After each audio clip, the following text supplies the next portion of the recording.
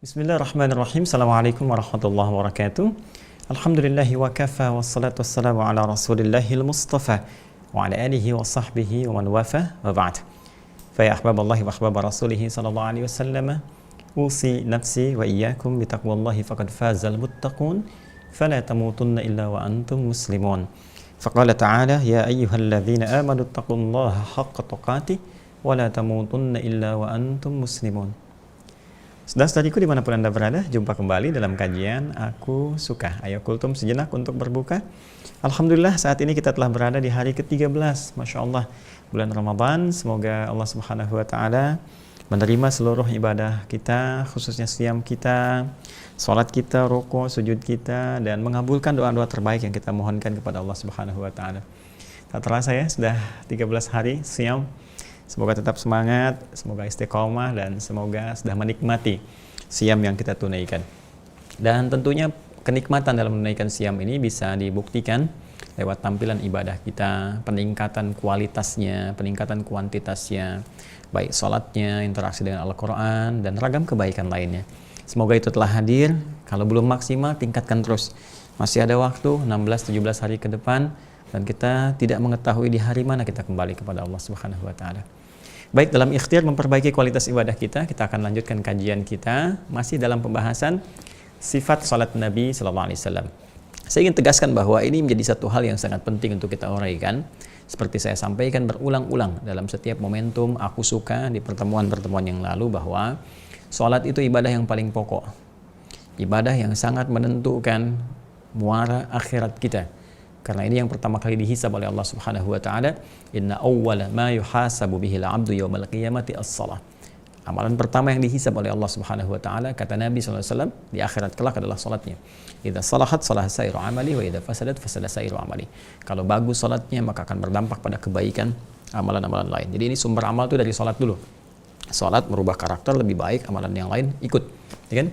Dan jika jelek sholatnya, maka ini adalah berita buruk ya bagi amal-amal yang lainnya. Ini sangat menentukan. Pun demikian dalam kehidupan dunia, seperti pernah saya uraikan, banyak manfaat yang bisa kita raih, dari mulai ketenangan, cepatnya pengabulan doa, jembatan kesuksesan, kebahagiaan, dan hal-hal lain ya yang tentunya akan merubah kehidupan kita, bahkan perilaku kita lebih baik daripada sebelum-sebelumnya. Pada intinya, apakah sholat yang telah kita tunaikan itu, yang menjadi pokok ibadah kita, yang diwajibkan setiap hari, telah menghasilkan apa yang kita dambakan tadi, telah membuktikan keimanan kita di hadapan Allah, atau jangan-jangan apa yang kita kerjakan tidak berbanding lurus dengan hasil yang seharusnya muncul dari ibadah sholat tadi. Maka dua hal penting diperbaiki. Satu adalah kekhusyuan, yang kedua cara penunaiannya, karena diduga kuat menurut Al-Quran akan ada orang yang sholat tidak khusyuk, dan di antara ketidakkhusyuan itu disebabkan karena tidak paham, tidak mengerti apa yang dikerjakan dan dilakukan dalam sholatnya. Untuk itu kita belajar, dan di pertemuan yang lalu alhamdulillah kita telah sampai pada pembahasan iftitah dan istiftah.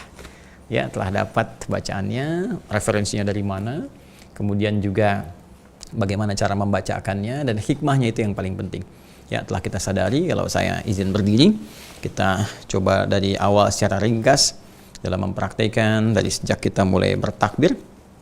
Ya, sejajar dengan bahu atau di sini, ya izin saya tegaskan untuk menandakan bahwa semua hal jika sudah kita mengangkat bertakbir, takbirnya ihram, harus menanggalkan ya dan diharamkan membawa segala hal yang tidak terkait dengan sholat. Buang semua ke belakang, pasrahkan kepada Allah Subhanahu Wa Ta'ala diri kita sepenuhnya, menghadap wa annahum ilaihi raji'un, dan boleh jadi ini penghadapan terakhir kita kepada Allah, dan mungkin jadi diwafatkan kita. Karena itu Nabi kadang mengingatkan, ya sallu salatal muwadda', salatlah kalian seperti salat perpisahan kita dengan dunia, dan mungkin akan kembali kepada Allah. Itu dorongan kepada jiwa kita untuk kuat dalam rangka menghamba kepada Allah.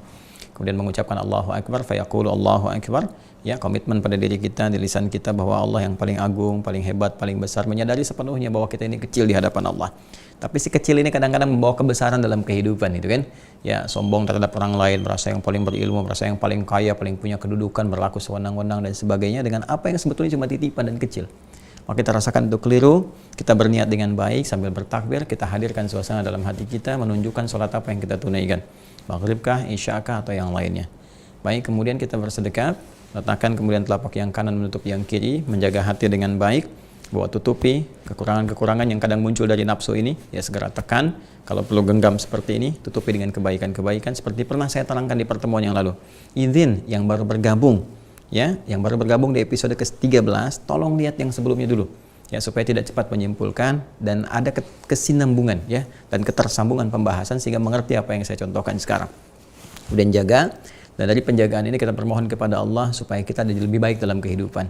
Dalam konteks kita membuka sholat ini dalam suasana istiftah, iftitah, apa doa yang harus kita sampaikan kepada Allah supaya kita mendapatkan pembuka yang baik, mengawali kebaikan, menutup yang jelek-jelek, bertobat kepada Allah. Nah, di sini kita selesai kemarin membahas tentang doa iftitah baik di Al-Bukhari kemarin kita bahas di nomor hadis 744 dari Abu Hurairah itu yang Allahumma ba'id, ataupun di Sunan Abu Daud ya yang kita dapati kemarin di bab yang ke-123 apa yang harus dibaca saat istiftah, dan riwayatnya dari sahabat Ali bin Abi Thalib karramallahu wajah yang kita telah bacakan bersama, yang wajah tuh sampai ke ujungnya zalamtu nafsi ya, kemudian wa'taraftu bidzambi faghfirli ya fa innahu la yaghfiru dzunuba illa anta, ya, kita mengakui banyak dosa dan sebagainya.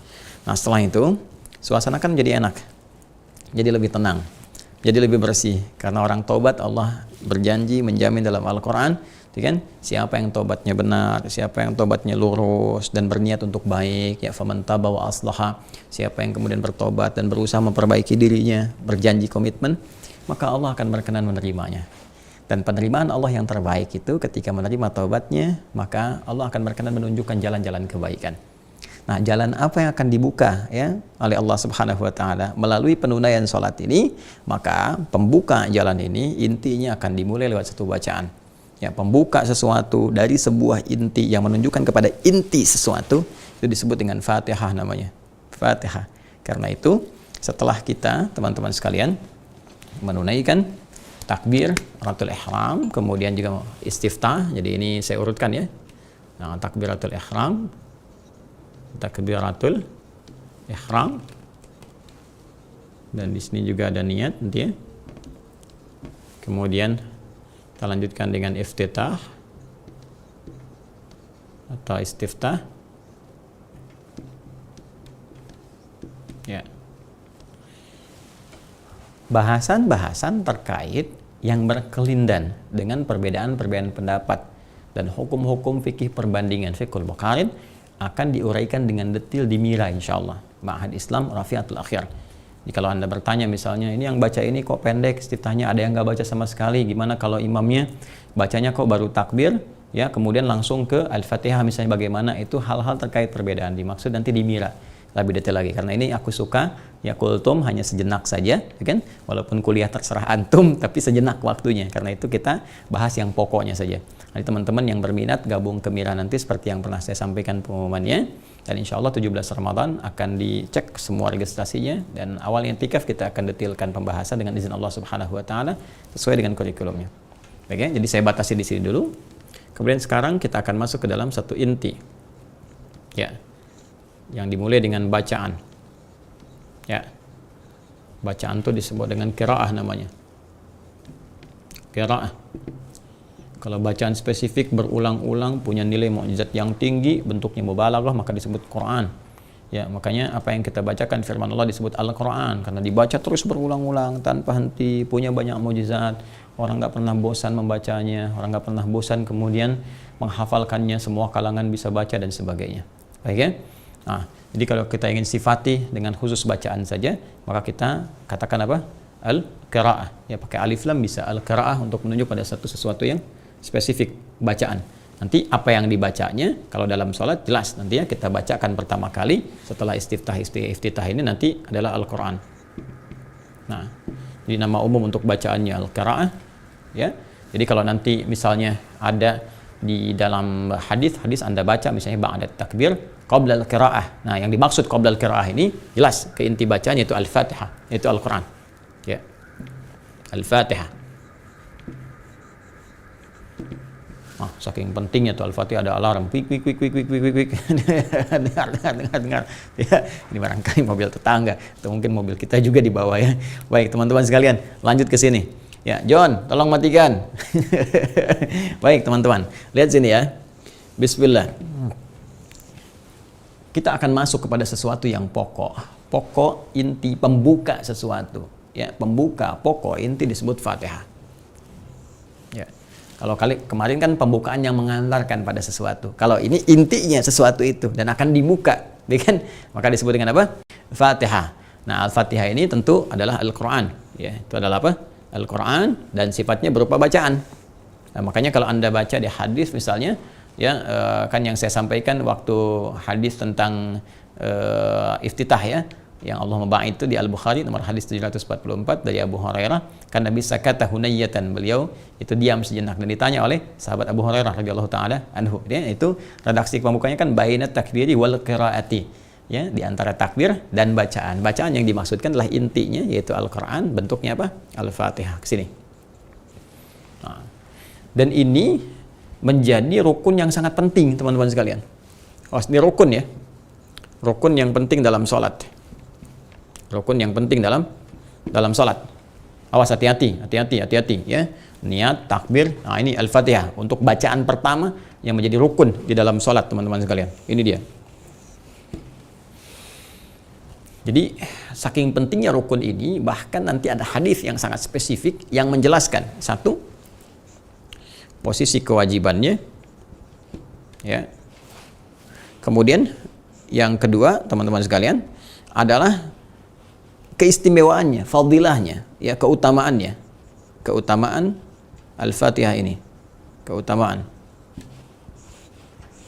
Jadi nanti ada posisi yang menegaskan kewajibannya, kalau kita nggak baca jadi bermasalah, gitu kan. Kemudian nanti ada keutamaannya. Nah, terkait dengan ini semua, kita akan keluarkan satu hadis di dalam Sahih Muslim. Dalam Sahih Muslim. Ini kemarin kita baru hadirkan Al-Bukhari, Sunan Abu Daud, Sunan An-Nasa'i. Nah, ini hari ini belum sempat dibawakan, sore ini Sahih Muslim, karena itu kita cek hafalan saja, ya. Di hafalan nanti teman-teman yang punya kitabnya tolong dicek kembali, ya. Kalau ada yang kurang tepat atau saya tidak tepat menyebutkan, nanti tolong dikoreksi oleh teman-teman sekalian. Ya, jadi nanti di hadis Muslim, hadisnya nanti terdapat di riwayat Sahih Muslim, Imam Muslim, kitab Sahih Muslim. Nah, Kitabus Shalah, ya, seperti Al-Imam Al-Bukhari karena ini muridnya. Kitabus Shalah, babnya bab wujub qiraatil Fatihah. Qiraatil Fatihah inda kulli rak'atin. Inda kulli rak'atin. Kan? Wujub qiraatil Fatihah inda kulli rak'atin. Ini pembukanya. Ya. Jelas, ya? Jadi di Kitabus Shalah, hadisnya hadis Muslim, riwayat Muslim, kemudian babnya wujub qiraatul Fatihah inda kulli rak'atin. Wajibnya membaca Al-Fatihah di setiap rakaat. Dan nanti terusannya, ya, ketika kita tak mampu membacanya, nanti ada terusan adalah membaca bacaan lain yang dibenarkan sesuai petunjuk, ya, tatkala kita tidak mampu membacanya dengan baik atau belum hafal ke sini. Itu nanti pembahasan berbeda. Ya, jadi ini pokoknya.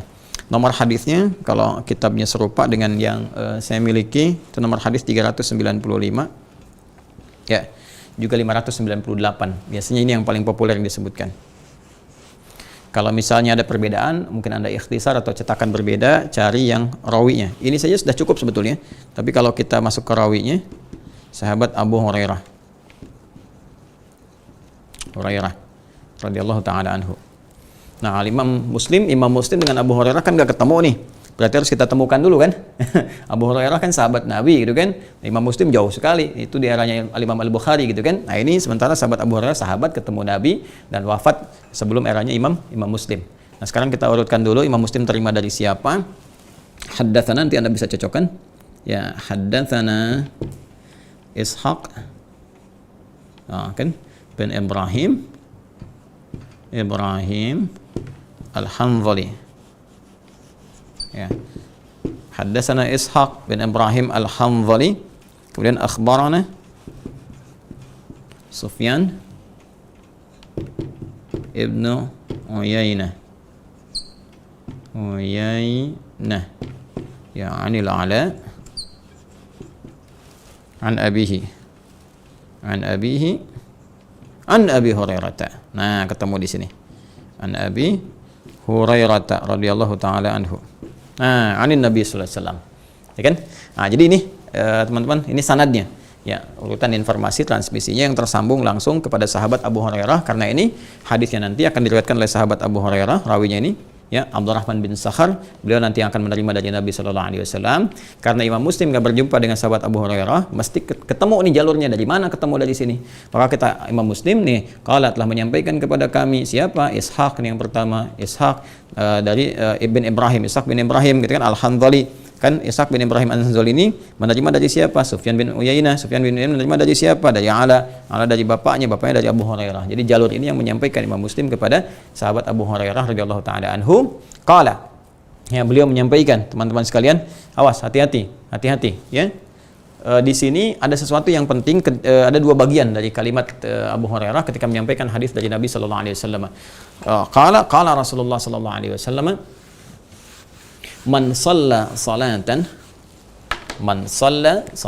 saya bacakan di sini ya, dan saya tuliskan, man shalla salatan walam yaqra fiha bi ummil kitabi bi ummil qur'ani, ya, fahiya khidajun, ya, fahiya khidajun talatan, 3 kali, ya, ay ghairu tamamin.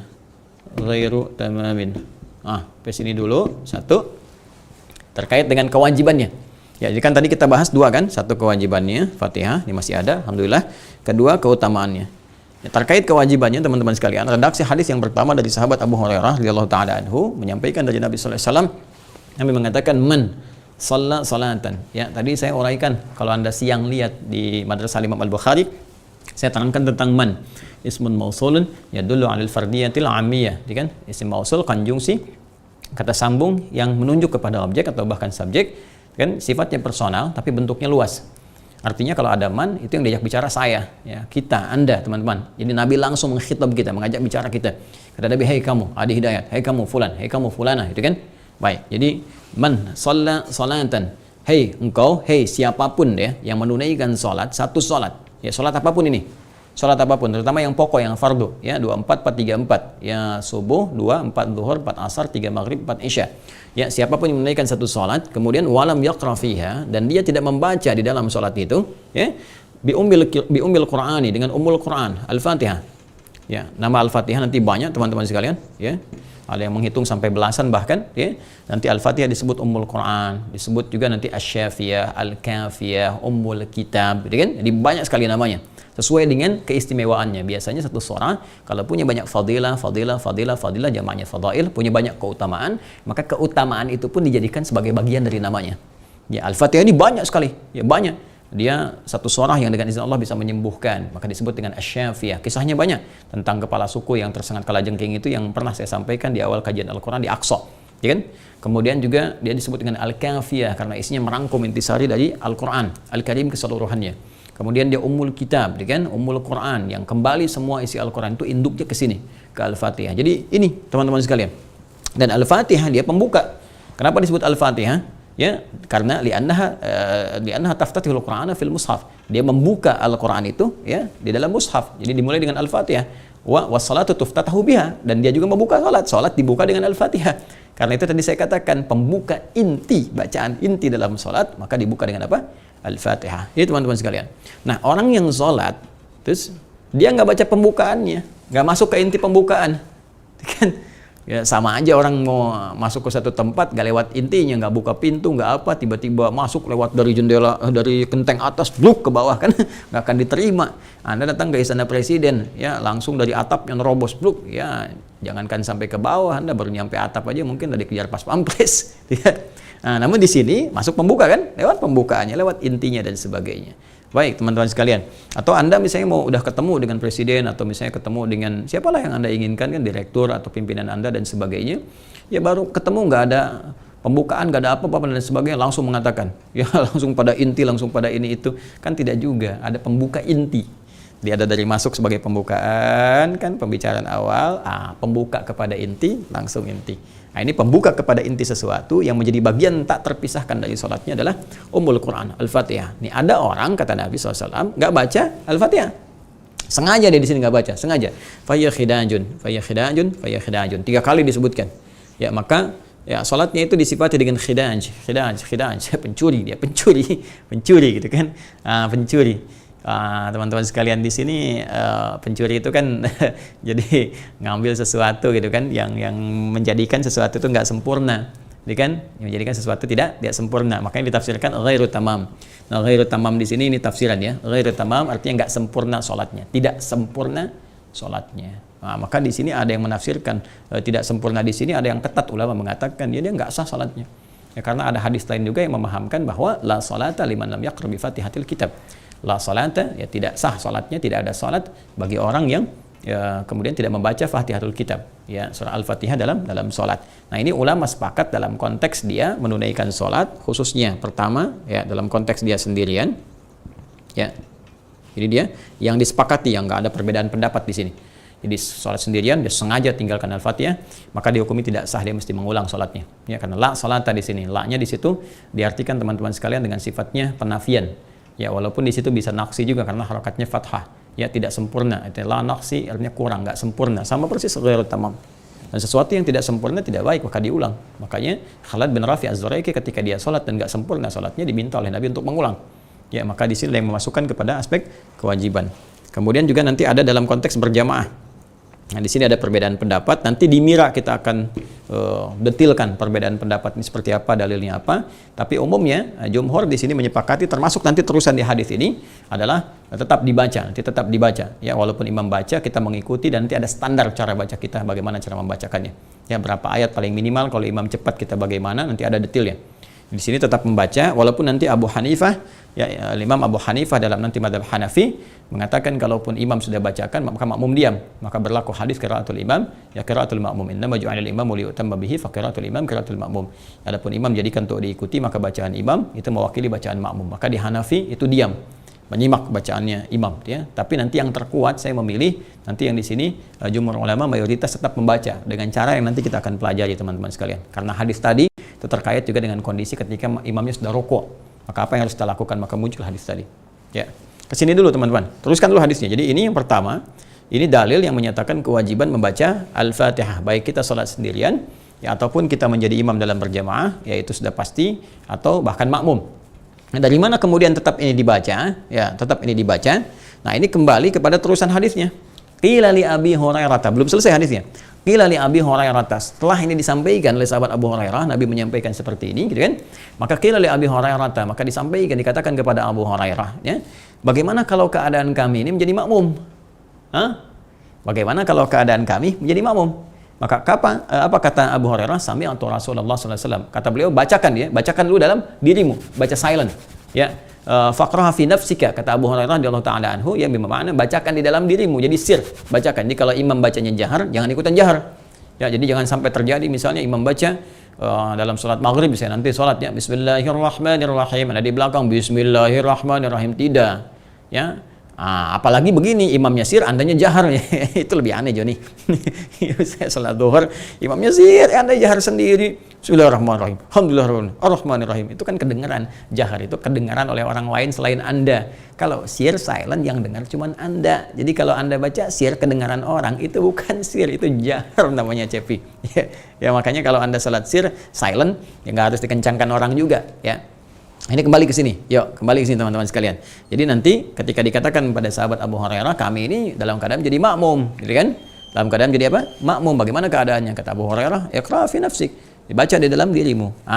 Inni sami'tu Rasulullah sallallahu alaihi wasallam. Aku pernah mendengar Rasulullah sallallahu alaihi wasallam qala, beliau bersabda. Apa sabdanya? Nah, ini yang akan coba kita tuliskan, ya. Qala Allahu azza wa jalla. Qala Allahu azza wa jalla. Baik, yuk kita hapus sebentar, ya. Nah, ini teman-teman sekalian, qala Allahu azza wa jalla. Ini kita tuliskan, ya. Bismillah. Qala Allahu azza wa jalla, ya. Qala Allahu azza wa jalla. Ini dia. Ya, kata sahabat Abu Hurairah radhiyallahu taala anhu, ya, qala sami'tu Rasulullah sallallahu alaihi wasallam yaqul qala Allahu azza wa jalla. Nah, ini saya ingin garis bawahi dulu teman-teman sekalian. Nah, di sini ini isyarat kepada hadis qudsi. Hadis qudsi itu adalah hadis yang, ingat kalimatnya, maknanya disampaikan langsung oleh Allah Subhanahu wa taala kepada Rasulullah sallallahu alaihi wasallam dan lafadznya diteruskan oleh Nabi sallallahu alaihi wasallam. Ya, beda dengan Al-Qur'an. Kalau Al-Qur'an lafadz dan maknanya langsung dari Allah Subhanahu wa taala. Lafadz dan maknanya langsung dari Allah Subhanahu wa taala. Jadi kalau hadisnya hadis qudsi, jadi diturunkan kepada Nabi sallallahu alaihi wasallam, ya kan? Lafaznya disampaikan oleh Nabi sallallahu alaihi wasallam, tapi maknanya itu langsung dari Allah Subhanahu wa taala. Ya, disampaikan kepada kita semuanya. Qala Allah azza wa jalla, kata Nabi sallallahu alaihi wasallam, Allah Subhanahu wa taala menyampaikan kepada kita dalam salah satu hadis qudsinya. Qasamtu shalah baini wa baina 'abdi wa li 'abdi ma sa'al. Garis bawah ya, saya tuliskan ini yang pentingnya. Ya, qasamtu as-salata, qasamtu shalah. Ini di satu redaksi nisfaini, ya, ada saya bulati begini, nisfaini, ya, nisfaini, ya, qasamtu shalah nisfaini baini, ya, di sini baini wa baina abdi wa li abdi, ini poinnya, ma sa'al. Allahu akbar. Qasamtu shalah baini wa baina 'abdi, qasamtu shalah nisfaini baini wa baina 'abdi. Perhatikan baik-baik teman-teman sekalian. Allah langsung ingin menyampaikan dalam salah satu hadis qudsi yang diteruskan oleh Nabi sallallahu alaihi wasallam, ya, lafaz dia sampai ke kita. Kata Allah, qasamtu shalata. Saya membagi dalam salat itu. Nah, perhatikan baik-baik ya. Ini yang menunjukkan sekali lagi menekankan kewajiban Al-Fatihah yang disepakati nanti para ulama, ya, mayoritas di sini bersepakat kewajiban membaca Al-Fatihah di dalam salat karena ada redaksi penekanan yang sangat kuat. Di sini teman-teman sekalian, Al-Fatihah disebutkan dalam hadis qudsi dengan as-shalah. Ya, qasamtu salata, qasamtu as-shalah. Ya, di sini aku membagi, kata Allah Subhanahu wa taala, itu as-shalah yang dimaksud si Al-Fatihah. Dari mana taunya? Nanti terusan hadisnya. Ya, nanti terusan hadisnya ketika Al-Fatihah disebut oleh Allah Subhanahu wa taala sebagai salat, inti dari salat.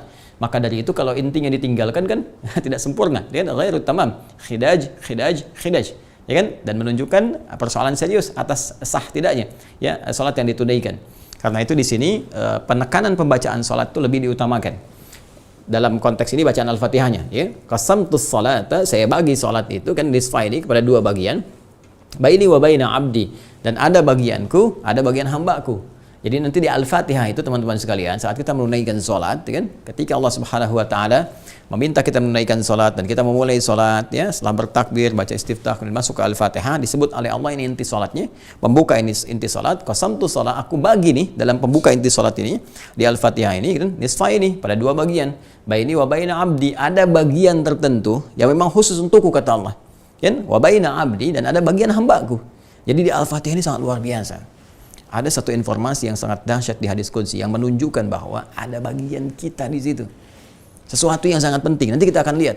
Tapi jangan lupakan ada bagian Allah yang harus kita penuhi. Jadi di sini ada hak dan kewajiban. Ya, ada hak dan kewajiban. Hak dan kewajiban. Jadi ada hak Allah Subhanahu wa taala. Jadi kalau sudah haknya Allah Subhanahu wa taala, berarti kewajiban kita di sini hamba. Ya kan? Ada hak kita. Kalau sudah hak kita berarti kewajiban Allah. Ingat ya? Awas, hati-hati. Makanya tegas Allah menyampaikan di hadis qudsi, wali abdi masal. Ya, dan hak kita, hak hambaku, kata Allah itu, ya, hak kita sebagai hamba Allah, wali abdi, dan untuk hambaku masal, hak dia, apapun yang dia minta aku akan kabulkan. Ya.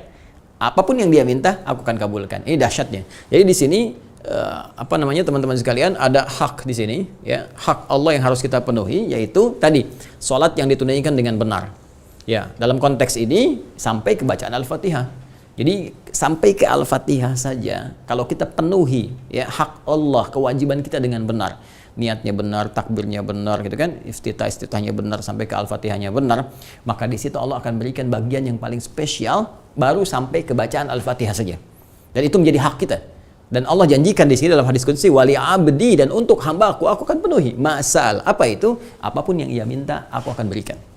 Apapun yang ia minta aku akan berikan. Nah, di sini titik pentingnya teman-teman sekalian, bagi kita untuk benar dalam menunaikan Al-Fatihah. Untuk tidak meninggalkan Al-Fatihah. Karena dalam Al-Fatihah ada sesuatu yang sangat dahsyat. Dan di antara kedahsyatan itu terkait dengan pengabulan doa yang kita mohonkan. Apapun yang diminta Allah berikan. Sepanjang itu adalah kebutuhan hidup kita. Maslahat kita dunia dan akhirat. Baik, teruskan hadisnya. Ya.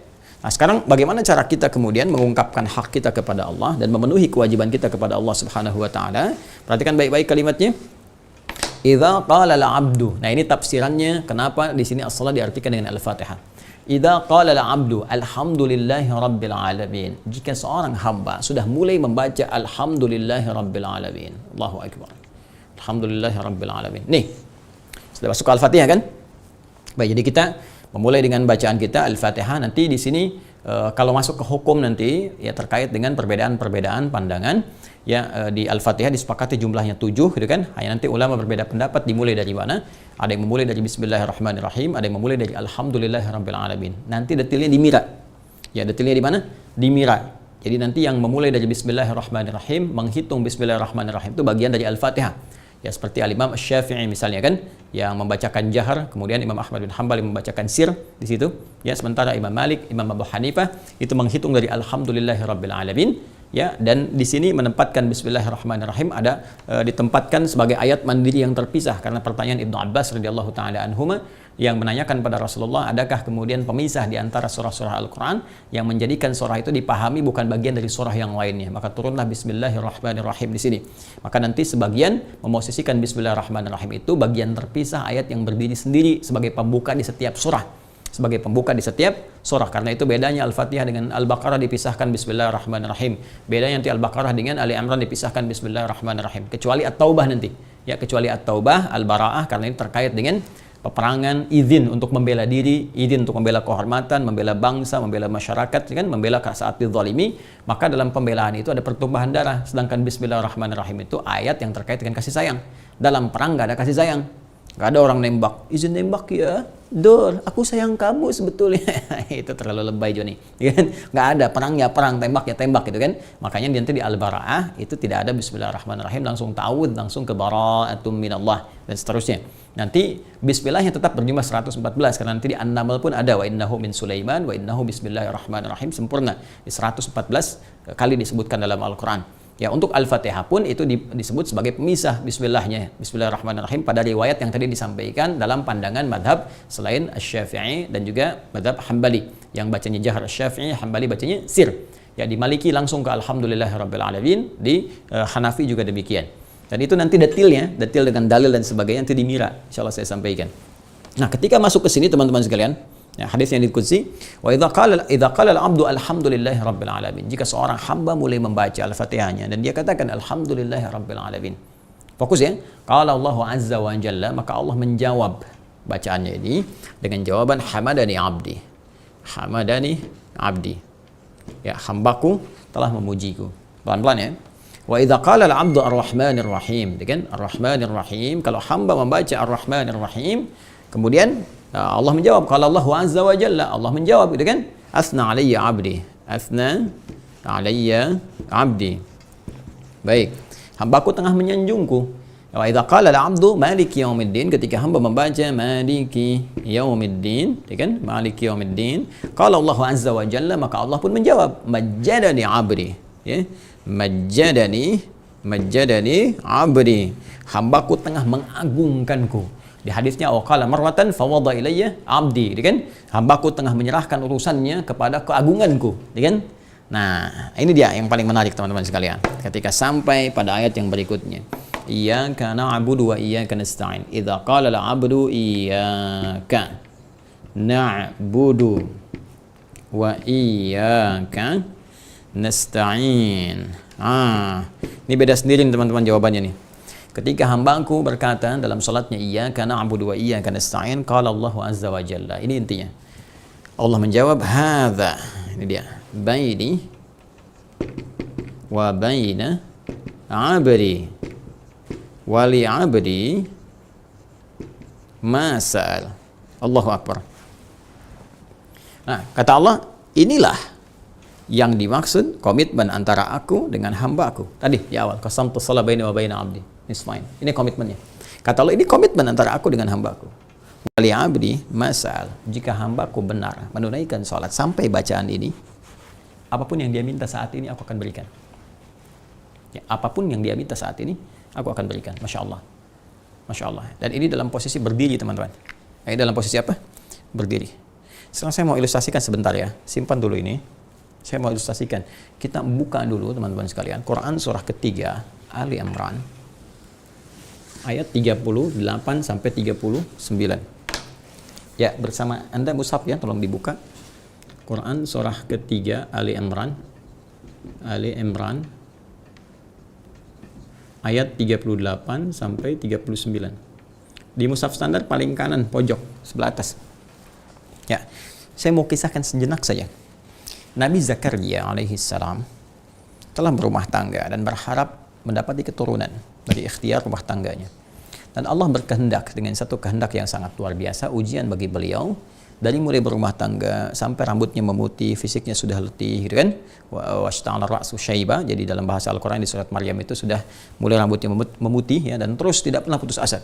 Ya, walam akum bidu'aika rabbi syaqiyya, dan saya tidak pernah putus asa untuk memohon kepadamu ya Rabb untuk punya keturunan. Ternyata qadar Allah belum dapat keturunan. Bahkan istrinya divonis monofus dan mandul, mohon maaf, secara medis. Ya, nanti teman-teman yang mengalami peristiwa serupa, misalnya belum ada keturunan setelah berumah tangga cukup lama dan sebagainya, bisa ditempuh salah satu ikhtiar ini. Ya, ini contoh kepada kita untuk bisa diamalkan. Nah, maka apa yang terjadi? Teman-teman sekalian, beliau kemudian berikhtiar untuk menunaikan sholat dengan sempurna di mihrab. Mihrab itu bisa jadi bentuknya ruangan, ya kayak imam masjid tuh ya, imam kan ada ruangan mihrab kan untuk mengimami itu. Atau kita bisa bikin di rumah, bisa ruangan, atau kalau nggak ada ruangan pun teman-teman, atau di musala bisa bikin satu bagian mihrab. Kita bisa jadikan hamparan sejadah aja, seperti saya pernah bikin juga begitu. Ya, dulu waktu saya pertama ke Indonesia, kemudian dengan istri itu kan ngontrak, dan bukan aib ya kita mengontrak dan sebagainya, kita hamparkan sejadah untuk menunaikan ibadah di situ ya, dan jadikan mihrab. Dan mihrab itu tempat yang memang khusus untuk ibadah. Jadi nggak ada yang lain-lain tuh, handphone apa semua cerita-cerita nggak usah masuk ke situ. Ya, jadi nggak bisa terima misalnya telepon, atau kita mohon maaf sekali ya makan di situ, atau bikin status pun jangan. Ya, ceklik selfie, maaf ya jangan ganggu aku sedang di mihrab, itu nggak boleh. Keluar dulu di situ. Ya, mihrab khusus untuk ibadah saja. Dan di antara fungsi mihrab mempercepat terkabulnya doa. Ya, di antaranya. Makanya imam kenapa tempatnya di mihrab saat dia memimpin sholat? Karena imam itu adalah puncaknya. Imam itu intinya dalam sholat, yang diharapkan bisa terkabul dengan bacaan imam doa-doa kita. Ya kan? Nah, dari sini kemudian teman-teman sekalian, boleh kita punya mihrab di rumah, ya, seperti Maryam punya mihrab. Ya, di ayat ke-37-nya kan Maryam, ya fataqabbalaha rabbuha biqabulin hasanin wa anbataha nabatan hasanan wa kaffalaha Zakaria kullama dakhala 'alaiha Zakaria al-mihraba. Maryam punya mihrab. Nah, Nabi Zakaria kemudian mencoba menunaikan di mihrab itu, bermohon kepada Allah sesuatu ya yang tidak ada batas, ya seperti Maryam mendapatinya. Ya, sifat Allah yang memberi tanpa batas disebut dengan Wahhab. Wahhab. Kalau kita memohon kepada Allah, menyebut dan meminta dengan tulus, kita katakan hab. Untuk pribadi li, kalau banyak lana, hab lana. Rabbana hab lana min azwajina wa dzurriyyatina qurrata a'yun. Maka di sini Nabi Zakaria menunaikan salat. Dan saya pernah sampaikan di edisi yang awal-awal bahwa salat itu ibadah spesifik kita sebagai pembuktian keimanan kepada Allah. Karena pembuktian keimanan, makanya semua nabi umat sebelum Nabi Muhammad pun salat. Ya, kan pernah saya sampaikan, ya Nabi Isa itu sholat, kan? Nabi Isa sholat, ada di surah Maryam, ya, surah 19 ayat 31 sampai dengan 33. Kemudian siapa lagi? Nabi Zakaria ini saya sebutkan, Nabi Musa sholat, Quran surah ke-20 ayat ke-14, kan innani anallahu la ilaha illa ana fa'budni wa aqimis salata li dzikri. Nabi Ismail ya sholat, meminta keluarganya sholat, Quran surah 19 Maryam ayat 55, wa kana ya'muru ahlahu bis shalah. Nah, kembali ke kisah Nabi Zakaria alaihissalam, maka beliau memberikan kesan kepada kita bahwa kalau ada manusia memvonis kita sesuatu yang nggak mungkin, nggak bisa, mustahil dan sebagainya, gitu kan? Ini nggak memungkinkan, maka ini tanda langsung dari Allah Subhanahu wa taala untuk memohon. Ya, termasuk dalam konteks ini, maaf saya sedikit sekali melompatnya, dan ini hal yang kita rasakan.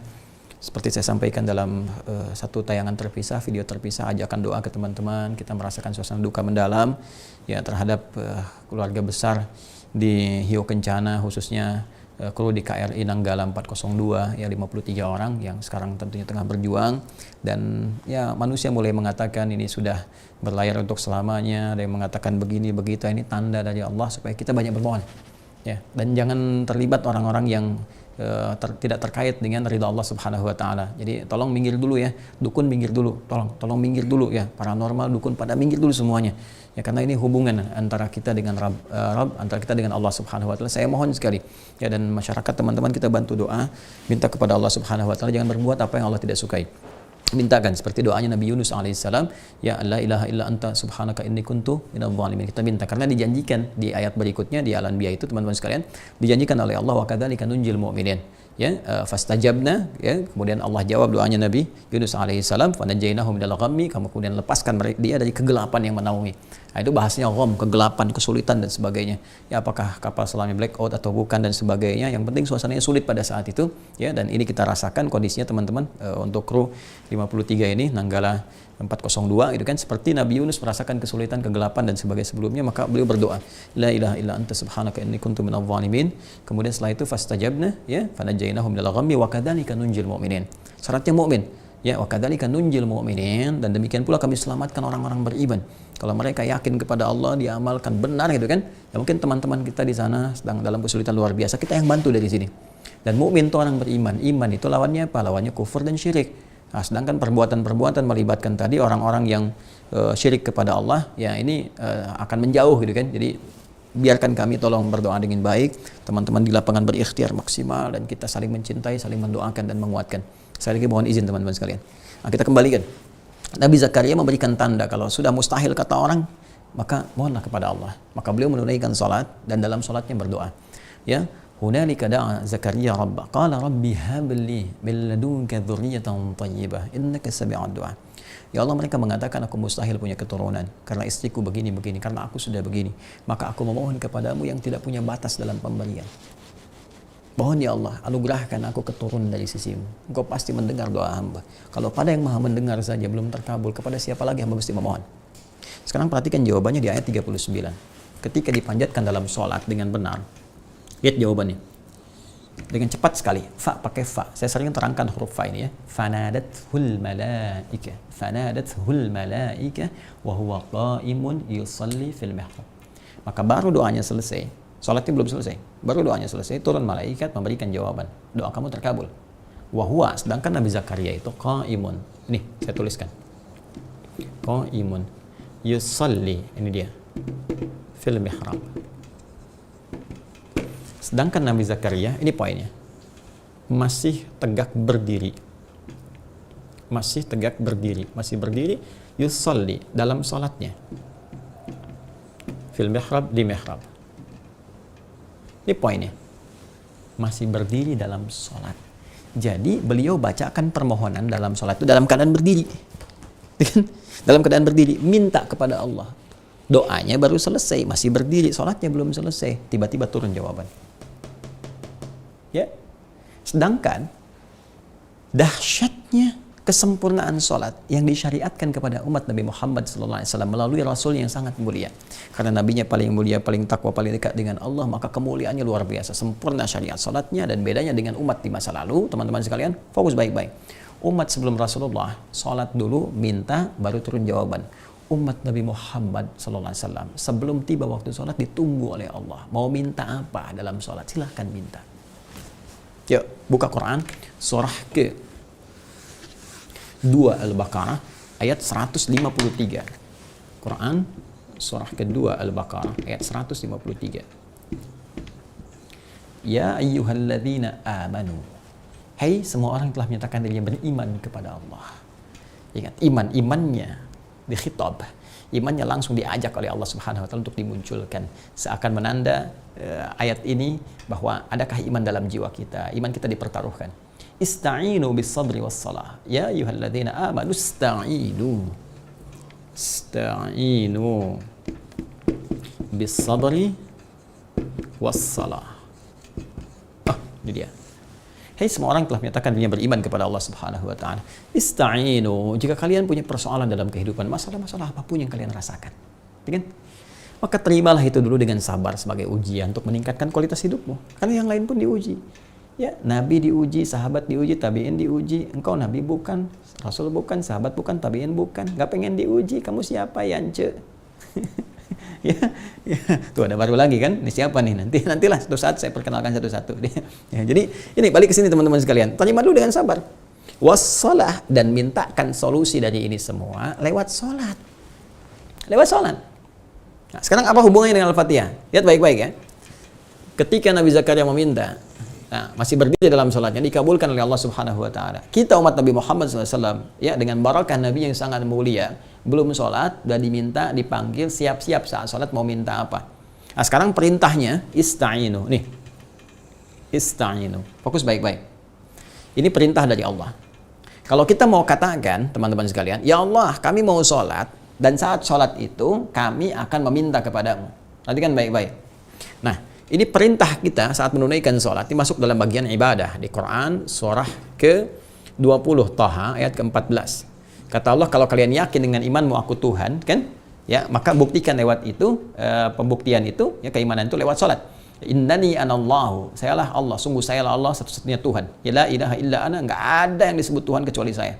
Fa'budni, maka sembah saya. Ini perintahnya di sini fa'budni. Fa'budni, ya kan? Yang ini wasta'inu, ya ayyuhalladzina amanu ista'inu, ini fa'budni salatnya.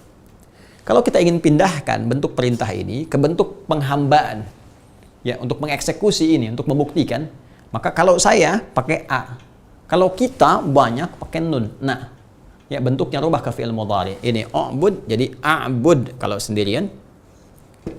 Kalau banyakan kita semua ganti jadi na'bud. Na'bud. Ya? Baik. Yang kita sembah siapa? Allah, kan? Allah. Maka kita akan katakan, ya Allah, kami ingin buktikan kami menyembahmu ya Allah. Kami siap sholat kepadamu ya Allah. Engkau katakan, sholat, sembah aku, ibadah kepadaku sholat. Kami katakan, ya Allah, kami siap menyembahmu hanya kepada engkau, tidak ada yang lain. Engkau katakan engkau yang Tuhan, tidak ada yang lain. Kami pun akan katakan, ya Allah, kami siap hanya kepada engkau, kami akan menyembah ya Allah. Hanya kepada engkau, hanya kepadamu. Maka hanya kepadamu, itu bahasa Arabnya iyyaka, didahulukan. Iyyaka na'budu. Rumus yang sama, ini. Ista'inu, jadikan bentuk kemudian penghambaan kita menjadi nasta'in. Nah, kalau kita katakan hanya kepadamu saja ya Allah kami minta. Gak ada yang lain karena hanya engkau yang Tuhan. Ya, hanya engkau yang Allah, hanya engkau yang hak.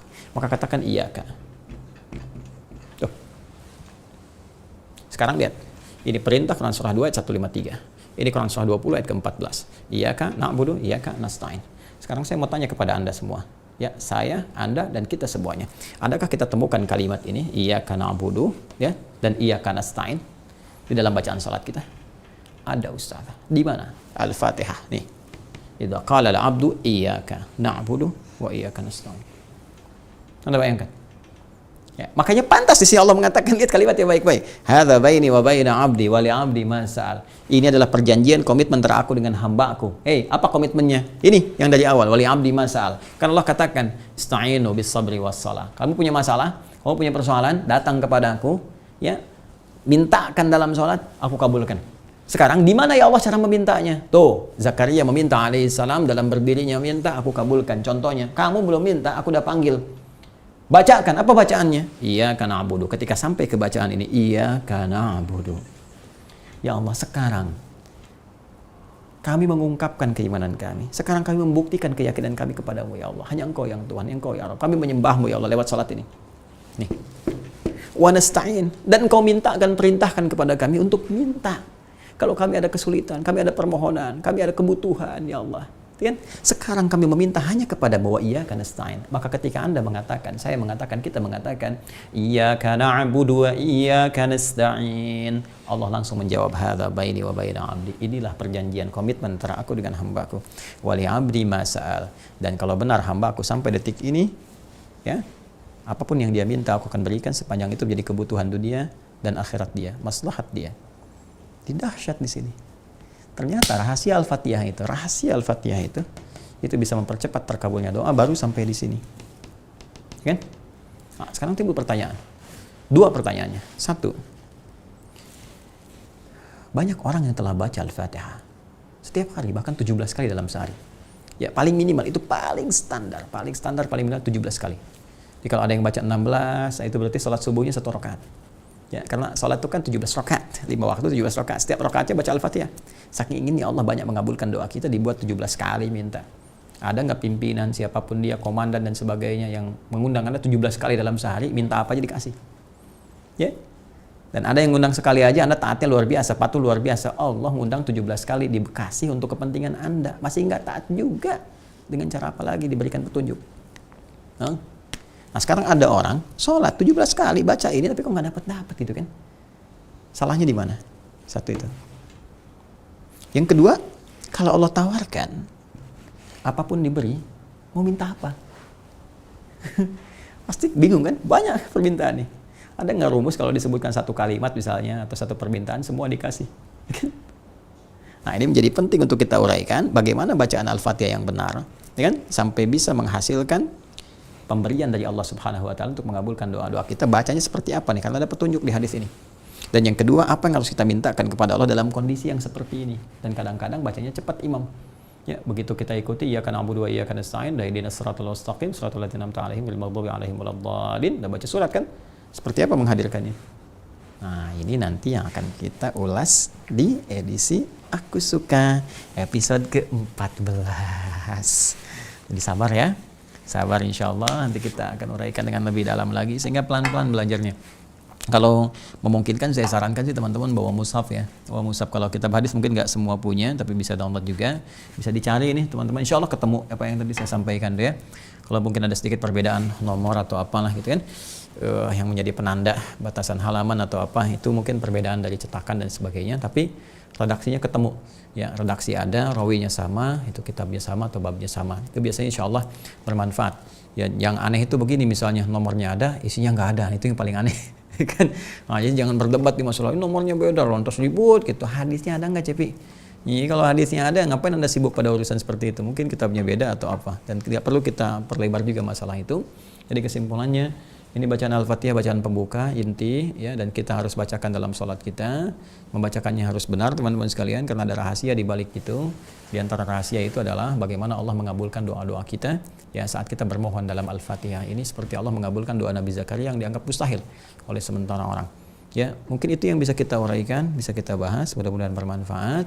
Dan semoga Allah senantiasa merahmati kita, menjaga kita dalam kebaikan dan mengampuni dosa-dosa kita. Selamat berduka. Selamat berbuka, selamat berbuka. Semoga siam kita diterima oleh Allah Subhanahu wa taala. Allahumma taqabbal minna innaka antas samiul alim wa tub alaina innaka antat tawwabur rahim. Allahumma ij'alna minas sha'imin al-muqmilin. Allahumma ij'alna minas sha'imin al-mukammilin. Allahumma ij'alna minas sha'imin al-mukammilin. Taqabbal minas siyamana wa salawatina wa ruku'ana wa sujudana wa tammim taqsirana ya Allah ya arhamar rahimin. Wa najjina ya Allah minal qalbil azim bi rahmatika ya arhamar rahimin. Sallallahu alaihi wasallam Muhammad wa ala alihi wa sahbihi wa ummati ila yaumiddin. Wa akhiru da'wana subhanakallahumma bihamdika nasyhadu an la ilaha illa anta nastaghfiruka wa natubu ilaik. Walhamdulillahirabbil alamin. Assalamualaikum warahmatullahi wabarakatuh.